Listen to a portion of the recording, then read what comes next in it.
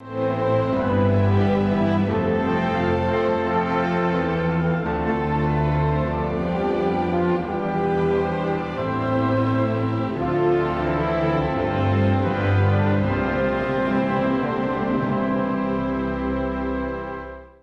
안에 예수가 분명하게 들어있는 신앙의 태도만이 내게 맡겨진 자들에게 분명한 신앙을 전달할 수 있기 때문입니다. 내가 가진 것이 없는데 무엇을 줄 수 있겠습니까? 이것은 줌의 원칙이 분명합니다. 내게 있어야 남에게 줄 수 있는 것입니다. 이와 같은 원리에서 오늘 말씀을 통하여 이유에 걸쳐 말씀드릴 때에 여러분 모두에게, 우리 모두가 바울의 신앙이 나의 신앙 되기를 주님의 이름으로 소원합니다. 첫째로 바울의 신앙의 시작입니다. 오늘 본문 7절을 같이 한번 다시 읽어보겠습니다. 시작. 그러나 무엇이든지 내게 유익하던 것을 내가 그리스도를 위하여 다 해로 여길 뿐더러 라고 말합니다. 다시 말하면 유익하다고 하는 이익이고 해라고 하는 말은 손해라는 거죠. 다시 말하면 그가 바울이 되기 전 사울이었을 때 납비였고 열렬한 바리새인이었던 상태에서 개종되어 바울이 되었는데 그 바울이 된 믿음을 가졌을 때에 자신이 어떠했는가를 말하고 있습니다. 유익하던 것, 그것이 신앙을 갖기 전에였고 이제는 신앙을 갖고 나니 그것이 다 손해라고 말하고 있습니다. 화려한 경력을 가진 바울이죠. 바울이 하나의 대조표를 분명하게 만들었다는 것입니다.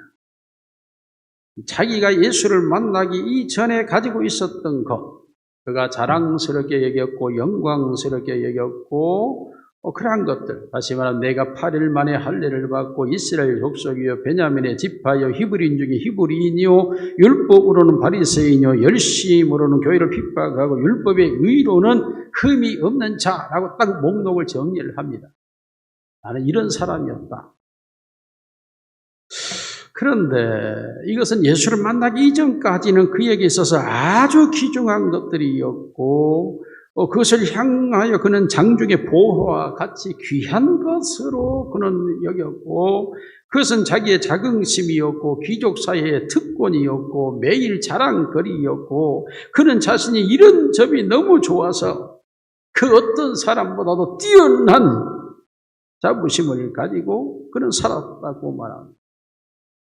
심지어 그는 자신이 사랑하는 동족들 중에서도 당연으뜸이요 그들보다 뛰어난 인물임을 자부하면서, 왜냐하면 그는 지금도 그렇게 말하죠. 4절 말씀 봅니다. 4절 시작. 그러나 나도 육체를 신뢰할 만하며 만일 누구든지 다른 이가 육체를 신뢰한 것이 있는 줄로 생각하면 나는 더욱 그러하니 누가 육체적으로 그러한 외적인 것으로 자랑을 하고 싶다면 나하고 대적을 해보자. 나하고 비교해 본다면 나보다 더 나을 사람이 어디 있느냐.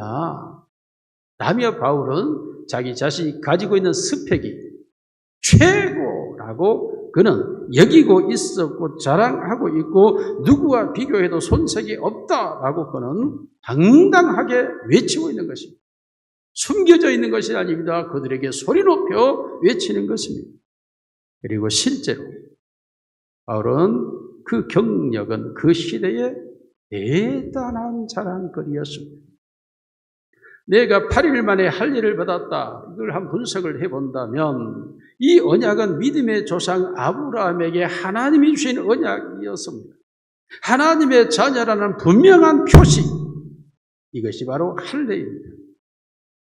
어떤 개종자들처럼 이 할례를 중간에 받았다거나 어떤 영향 때문에 달리 받았다거나 또 부모의 태만으로 해서 나중에 받은 것이 아니라 성경이 정하고 명한 대로 난지 8일 만에 모세의 율법대로 정한 날짜에 정한 장소 정한 시간에서 분명하게 받은 자라는 사실을 명확히 함으로써 자신이 아브라함의 자손이요 하나님의 언약의 백성이며 하나님의 자녀라는 이 분명한 확신, 사실, 이것을 강조하고 있습니다.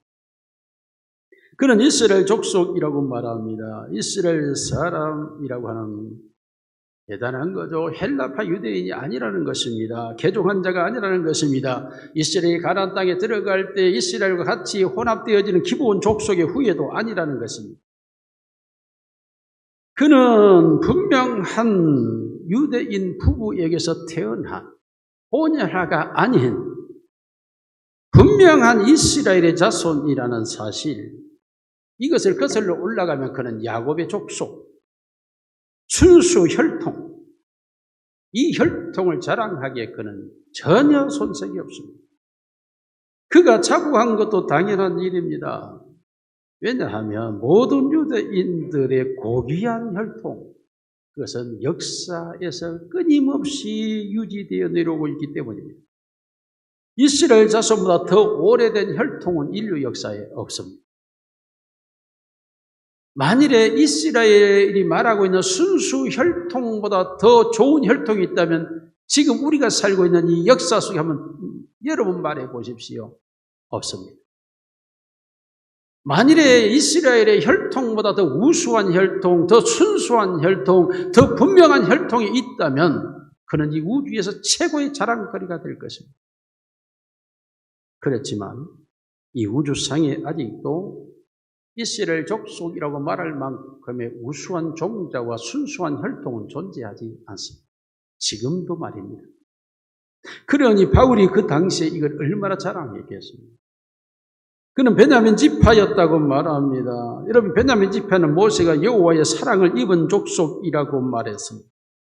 그러므로 이 베냐민 지파는 항상 유대 지파와 더불어 예루살렘 성전 곁에서 살았고 그 성전을 봉사하는 자들이었고, 항상 야곱이 가장 사랑하는 첫 아내 나엘에게서 태어났고 첩의 소생이 아닙니다. 여종의 소생이 아닙니다. 그러므로 베냐민 지파라고 하는 이 혈통은 대단했고, 하나님이 이스라엘의 초대 왕으로 베냐민 지파 사울을 세웠고, 바울은 사울과 같은 이름이었기 때문에 그 시대에 바울은 널리 알려진 사람이었습니다. 다시 말하면 여호와께서 이스라엘에게 심어놓은 상품 포도나무 중에서 가장 무량한 종자 가지에서 태어난 그 상품 포도였다라고 말하고 있는 것입니다. 그리고 자신을 히브리인 중에 히브리인이라고 사실을 덧붙이고 있습니다. 선택한 선민 중에서도 가장 멋진 택한 백성이라는 의미입니다. 그는 아브라함의 씨로서 히브리인이라고 하는 이 사실이 얼마나 많은 유익이 있는가 말할 수 없을 정도로 히브리인 중에 히브리인이었습니다. 히브리인 중에 히브리인. 조금도 가짜나 거짓이나 유사 상품이 아닌 가장 좋은 상품, 분명한 상품이었다라는 사실을 그는 강력하게 주장하고 있습니다. 그러므로 그는 그의 족보를 내놓으라 한다면 족보에 조금도 손색이 없는 족보죠. 뿐만 아니라 이 출생과 언약과 혈통의 강점에다가 그 시대에 가장 강력하고 그 시대에 가장 모범적인 어떤 종파에 제가 속해 있다라고 덧붙여 설명하는데, 율법으로는 바리새인이라고 말합니다.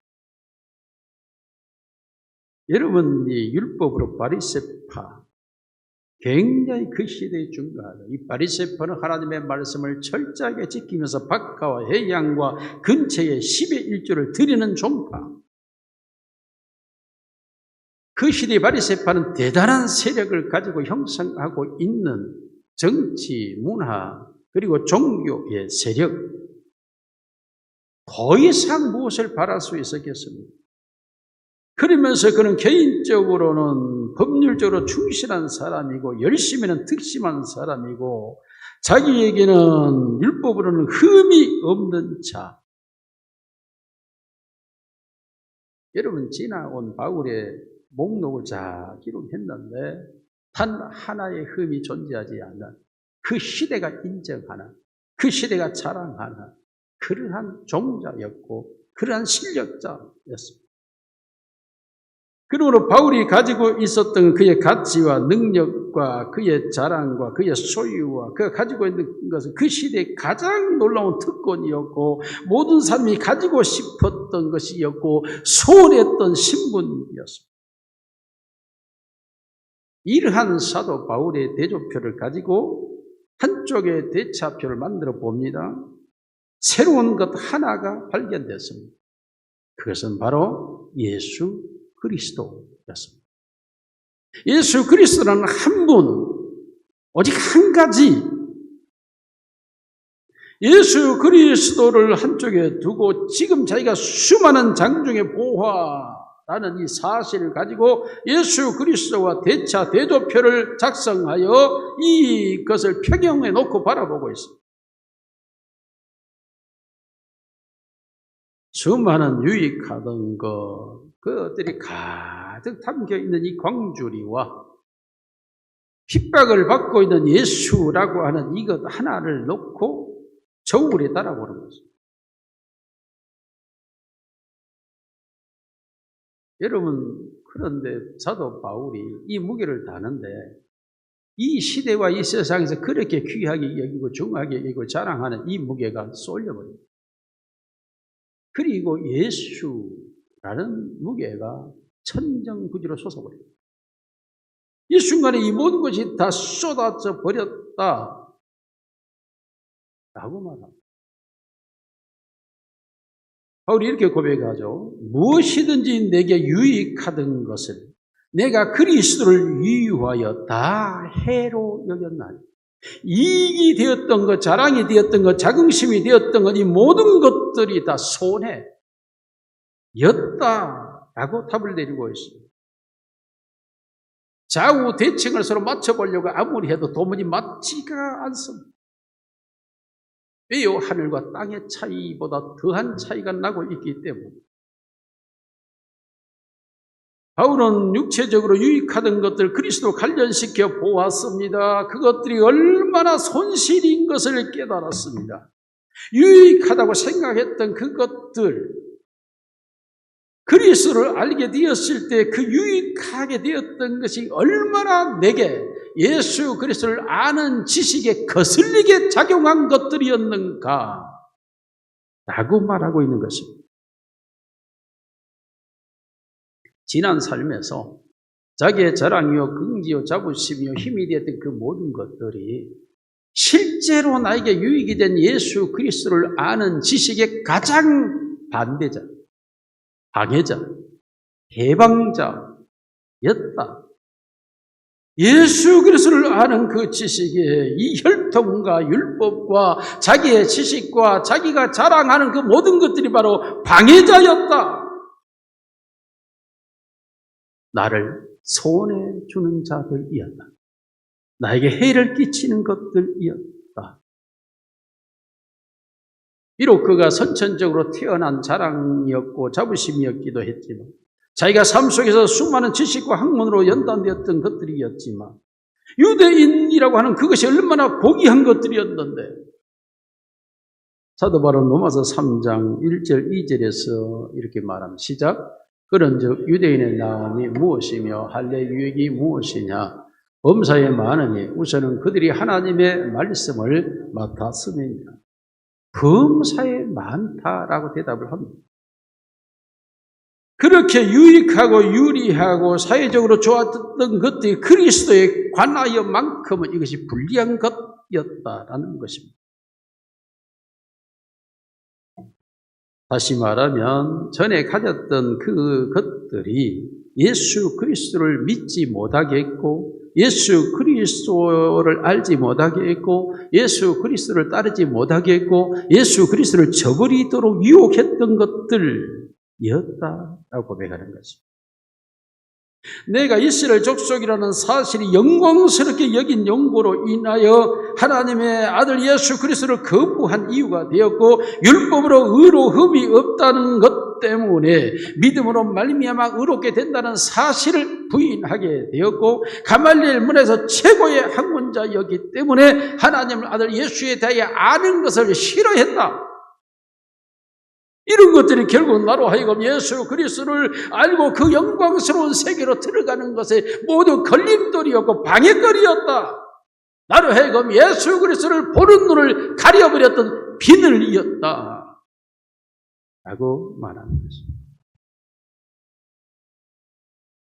다시 말하면 어떤 특권이 내가 얼마나 불쌍한 죄인인가, 얼마나 궁핍한 죄인인가, 얼마나 내가 약한 자고 악한 자인가를 깨닫지 못하게 하고 예수 그리스도의 십자가의 필요성에 대한 인식의 결여와 부족으로 나아가게 된다면 결국 그것은 나에게 해가 되는 것이었다. 이것을 우리에게 말한다면 고결한 삶을 살게 된다는 건 훌륭한 것이죠. 그러기에 도덕적인 길을 벗어나지 않게 되었다. 굉장히 중요한 것입니다. 그럼에도 불구하고 그러한 나의 고결함이 하나님을 찬양하는 자로 나아갈 수 없는 방해거리가 된다면 오히려 그 고결함이 오히려 어리석은 것이고 우리의 도덕적인 미덕을 내세움으로써 예수 그리스도의 필요성을 내가 인식하는데 조금이라도 부족하다면 삭감된다면 오히려 이것은 우리에게 저주거리가 될 수밖에 없다라는 것입니다. 우리가 가지고 있는 성품이 너무 좋아서 우리 스스로 사람들에게 인정받고 살아갈 만하게 된다는 이 성품의 옷을 입고 살면서 예수 그리스도를 통하여 입혀주는 거룩한 의의 옷을 내가 거부하고 있다면, 이것을 싫어하고 있다면, 이것을 외면하고 있다면,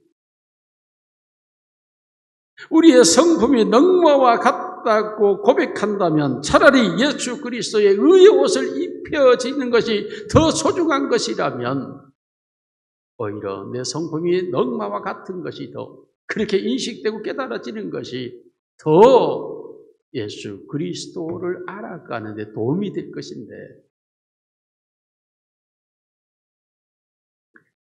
사도 바울이 주장하는 바는 모독의 행위로 흠이 없는 그지만은 그것으로 의롭다함을 얻지 못한다는 것입니다. 내 자신이 과거에 가지고 있는 그것들이 예수 그리스도를 알아가는 데 있어서 걸림돌이 되고 해방이 된다면 그것을 과감히 치워야 되고 배설물처럼 버려져야 되는 것들이지 그것을 가지고 나아가야 될 것이 아니라고 하는 사실. 이 모든 것은 다 내게 해가 된다. 예수 그리스도 안에 들어있는 그 무궁무진하고 참이고 진리이고 진실이고 분명하고 사실이고 그 은혜와 그 능력과 그 권세와 그 힘이 실제인데도 불구하고 이것을 알지 못한 채 내가 가지고 있는 이것은 다 가짜고 거짓이고 꾸밈이고 실제가 아닌 이것이 오히려 실제를 알아가는데 방해가 되고 있다면 나는 이것이 오히려 나의 해가 되었다 라고 말하는 것입니다.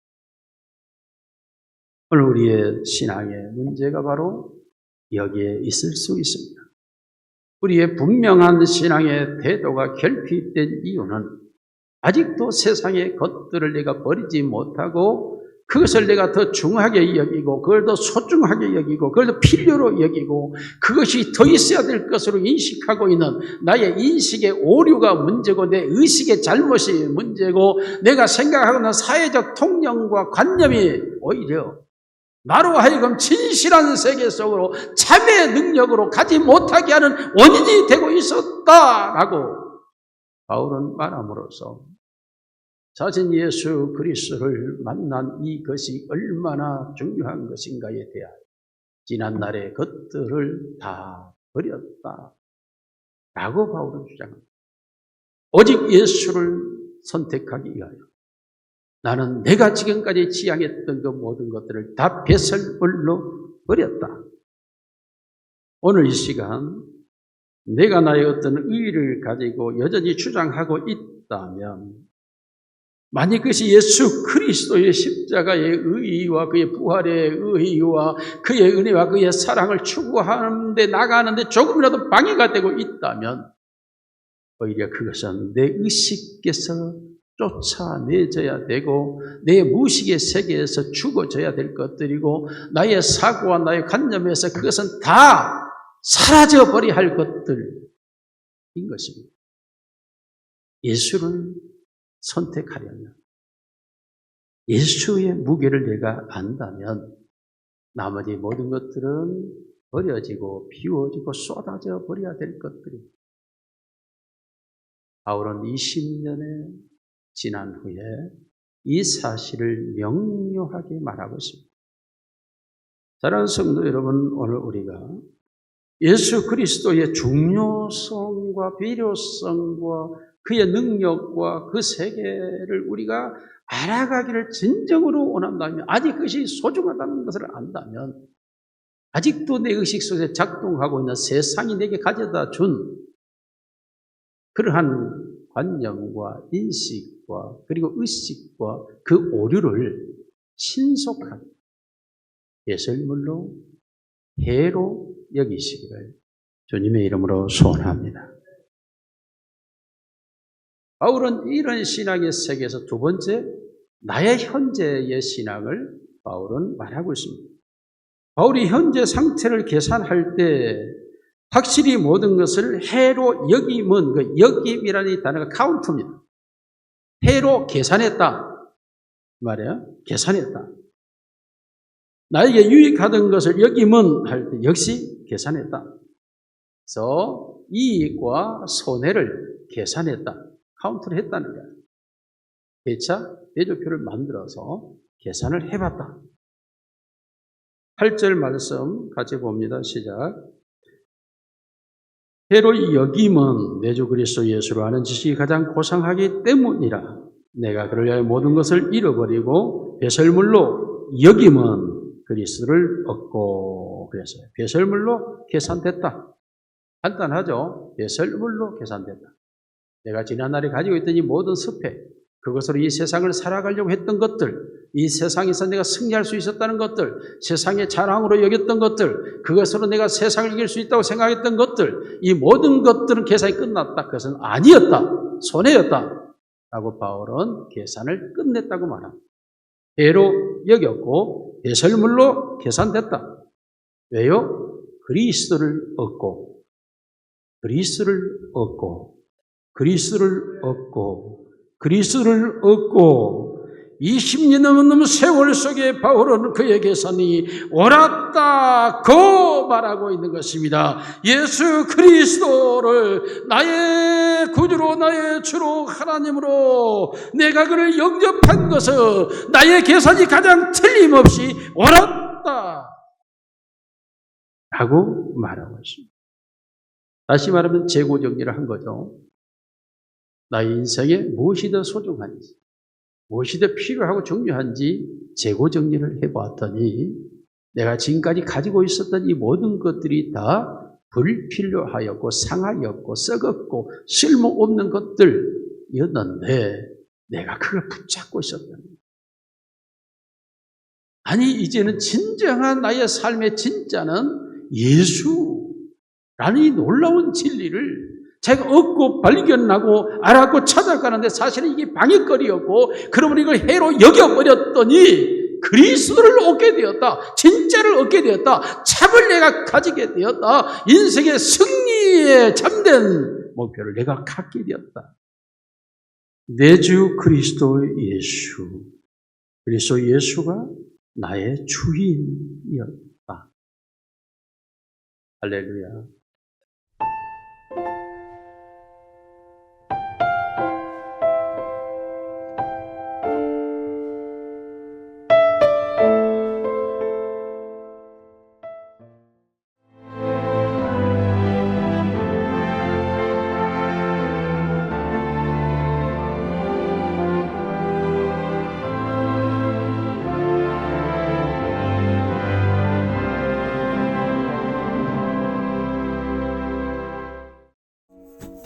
엄마의 손맛이 그리울 때 찾게 되는 건강한 고향의 맛 해남 미소는 내 가족이 먹는다는 생각에 농민들의 미소가 번지고 모두가 해남을 맛봤으면 하는 생각에 해남은 정성을 다합니다. 해남을 맛보고 싶은 누구나 따뜻하고 건강한 해남의 맛을 보면 미소가 번집니다. 변하지 않는 그때 그 맛, 해남 미소. 섬이 꽃을 피웠어요. 노랗게 피어난 홍도, 섬을 따라 흐르는 원추리의 물결, 붉게 타오른 앞에도 크로코스미아 꽃이 여름을 데우죠. 바다 위에 피어난 꽃섬, 그 낭만이 당신을 부릅니다. 7월 홍도 원추리 앞에도 크로코스미아 꽃 섬축제 신안에서 피어납니다.